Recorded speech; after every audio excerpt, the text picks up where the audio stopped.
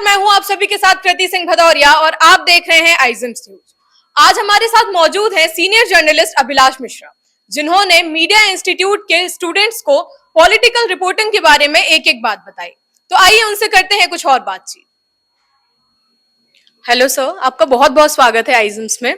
Sir, मेरा आपसे पहला क्वेश्चन ये है कि पॉलिटिकल रिपोर्टर को फील्ड में क्या क्या प्रॉब्लम्स को फेस करना पड़ता है? पॉलिटिकल रिपोर्टर को बहुत टफ जॉब है। पॉलिटिकल रिपोर्टर्स, आपको पता है कि पॉलिटिक्स जहां होती है वहां विवाद होते हैं, और जहां विवाद होता है वहां आप रिपोर्टिंग कर रहे हैं तो बड़ा दिक्कत तो होती है। देखिए, अमूमन जो हमारा परंपरागत तरीका है मीडिया का वो ये है कि हमारे रिपोर्टर्स एक बीट पर तैनात होते हैं। जैसे जो कांग्रेस देखता है वो रिपोर्टर कांग्रेस की बीट में होता है, जो बीजेपी देखता है वो बीजेपी की बीट देखता है।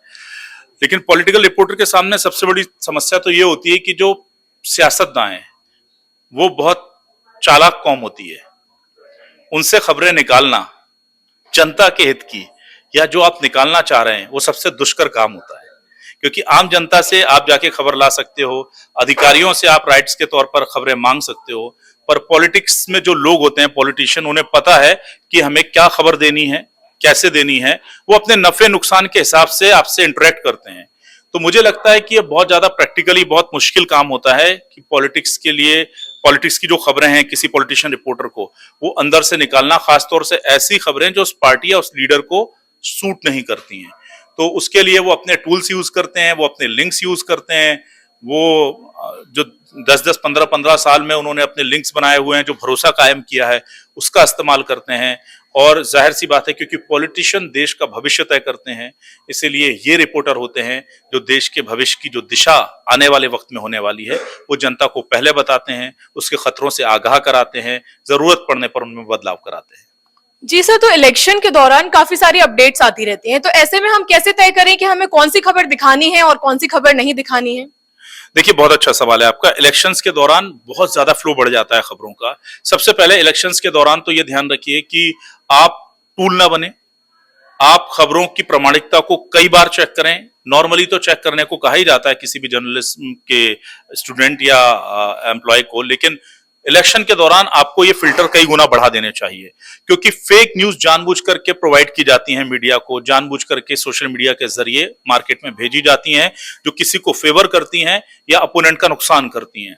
तो आप उनका कोई टूल ना बन जाएं, आप गलत खबरें ना प्रचारित कर दें, आपकी खबरें किसी को फेवर ना कर रही हो, अनबायस्ड रहिए, अनड्यू एडवांटेज किसी को मत दिलाइए।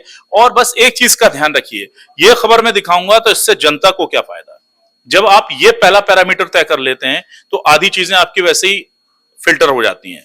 फिर बचता यह है कि इसकी सत्यता के साथ साथ आपको उस खबर का नफा नुकसान भी देखना है।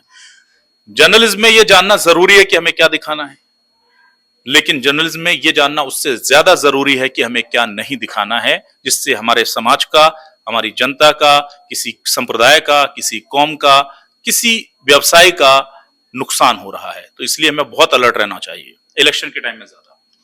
और जिन्होंने अभी अभी पत्रकारिता के मैदान में कदम रखा है, तो उनके लिए आप क्या टिप्स देना चाहेंगे? वो किस तरीके से खुद को पॉलिटिकल रिपोर्टिंग के लिए तैयार करें? पॉलिटिकल रिपोर्टिंग बहुत, आपने देखा होगा, आप मुझे बताइए, पॉलिटिकल रिपोर्टिंग करने के लिए जो भी संस्थान के सबसे सीनियर लोग होते हैं उन्हीं को भेजा जाता है, जबकि उनके पास वर्क फोर्स होता है बहुत ज्यादा। आप एंटरटेनमेंट में, स्पोर्ट्स में यंग लोगों को देखेंगे, क्योंकि वो ट्रेंडिंग चेंज जो होते हैं उनके साथ चलते हैं। आप युद्ध क्षेत्र में भी यंग जर्नलिस्ट को देख लेंगे, लेकिन आप देखिए जो सीनियर मोस्ट रिपोर्टर्स होते हैं, जो सीनियर मोस्ट एम्प्लॉयज होते हैं, वही पॉलिटिकल रिपोर्टिंग कर रहे होते हैं। क्योंकि पॉलिटिक्स का मतलब ही ये है कि वो जिस चीज को कवर कर रहे हैं, जो वो कह रहे हैं, उसके मायने बहुत सारे हो जाते हैं पीछे, उससे जुड़े हुए बहुत लोगों के हित होते हैं। तो उसको समझना, उसको उसका पूरा का पूरा एक कहते हैं ना कि उसके पीछे की कहानी को समझकर, उसके इंपैक्ट को जानकर, उसका विश्लेषण करना, और उसके बाद जनता को वो चीज दिखाना जो उनके काम की है, उस चीज को रोकना जो उनका नुकसान कर सकती है, किसी और का फायदा करती है। तो इसलिए सबसे सीनियर आदमी को वहां बनने के लिए होता है, अगर यंग लोग चाहते हैं कि वो पॉलिटिकल रिपोर्टिंग में जाएं, तो सबसे पहले तो उन्हें बहुत पढ़ना होगा। दूसरा, उन्हें सामाजिक सरोकारों को समझना होगा बहुत बारीकी से। और जब वो यंग होकर के पढ़ना शुरू करेंगे और जब तक अपने आप को खुद इस काबिल समझेंगे कि अब मैं तैयार हूं पॉलिटिकल रिपोर्टिंग के लिए, तब तक वो सीनियर जर्नलिस्ट हो जाते हैं। ठीक है, आपका बहुत बहुत धन्यवाद sir. Thank you. Thank you sir.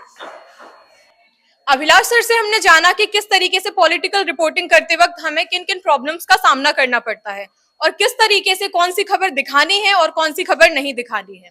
Camera person दीपक के साथ मैं कृति सिंह भदौरिया, आइजम्स न्यूज, नोएडा।